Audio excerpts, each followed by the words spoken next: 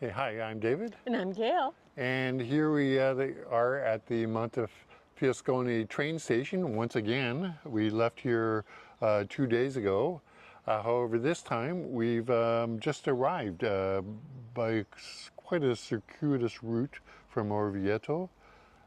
We took a train from Orvieto to a sort of a mid-town, and then from there we had to wait for a bit, and then we took a bus actually, which is almost an hour-long bus ride, a highway bus, to here. I'm emulating the bus. Yes, it was quite rocky, not to Gail's pleasure. Anyways, here we are now, and we're about to head off for the day's walk. We'll be heading to Viterbo.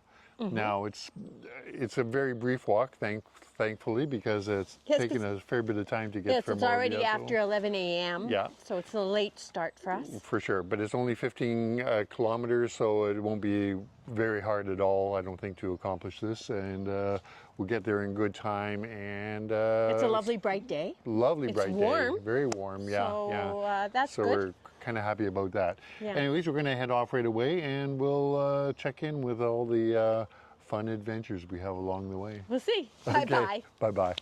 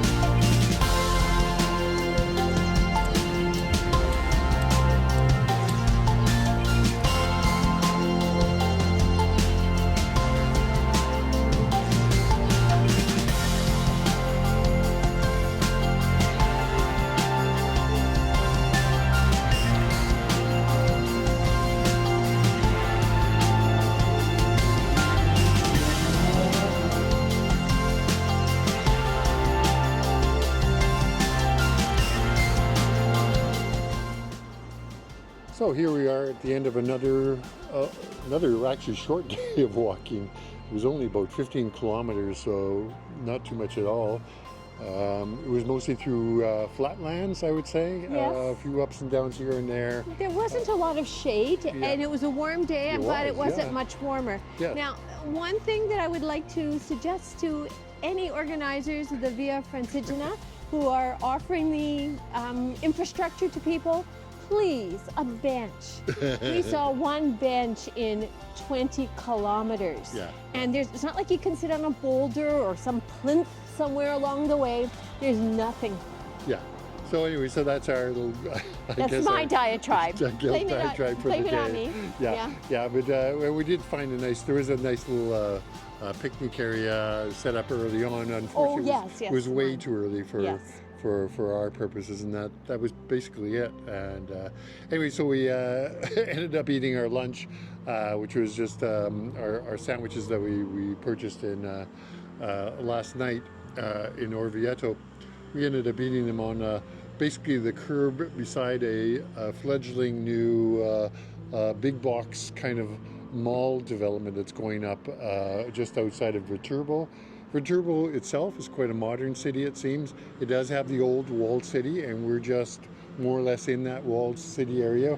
We're staying in, this is the rooftop actually of our of our bed and breakfast. Rooftop garden. Rooftop garden. And behind us, you can see the very white building in the background is the Viterbo Theater. Looks like a very nice theater. We'd love to go in there, but unfortunately, there's nothing on tonight. And we're gone tomorrow. Right. So anyway, so that's pretty much it. We've got reservations for a restaurant that's right next door to us, and it's called the Laboratory, so that should be interesting. We'll be sure to let you know, I guess. Photos online made it look very interesting in Yes. terms of its dishes. For sure, yeah. So give that a shot. And then other than that, though, we're just going to get rested up, and because we got another, actually, fairly brief trail tomorrow, don't we? It is, yes. Just roughly about the same distance. Right. The next 3 days are longer, but tomorrow is the last of the shorties. And just as a point of reference, that's 5 fingers I've got up there. I guess that many sleeps as well? That's five more walk days until we get to Rome. So we're on the countdown for sure. Okay. Anyways, we'll see you tomorrow then. Take care and see you again. Bye-bye. Bye-bye. Okay, so we're in our restaurant for the evening. It has sort of a very strong Spanish, I think, base to it. So they're serving, they have quite a choice of tapas, for example. And we've got several tapas right here that are quasi-Spanish, quasi-Italian. They're sort of mixing the two cultures in a way. This is no pumpkin spice. This is really sophisticated. So happy Thanksgiving, Canada. David and I are now having our main course. So in my case, it's yellowfin tuna with, I can't remember what the accoutrements are. David, do you recall? I think it definitely looks like I would say an artichoke there. Perhaps. Yeah, which artichokes are a regional delicacy actually here. Yes. There is also seaweed, and I remember that there was some emulsion that involved anchovy water. Oh, wow. Okay, so let me just give it a little, very tender, but you can see it's very steak-like, right? Like a beef steak. Yeah.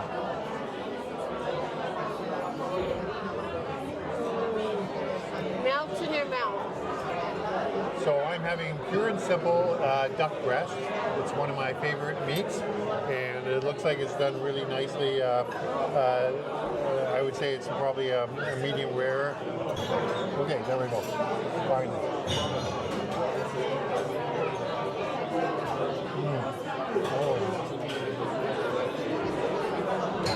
It's a really nice combination. The duck breast is beautiful, but quite often duck relies on the sauce that comes with, and this is a beautiful sauce and accompaniment. And I would say that both of our dishes rely on our wine, and this has been a lovely accompaniment to both yellowfin tuna and to duck breast. Yes, for sure. Again, it's the Montefiascone local wine. This dessert is called hazelnut and coffee, and it includes a hazelnut gelati and some kind of coffee cream underneath. And then, I'm not sure, these wafers might have a little bit of chocolate in them, I'm not sure. So I guess we have to have a taste.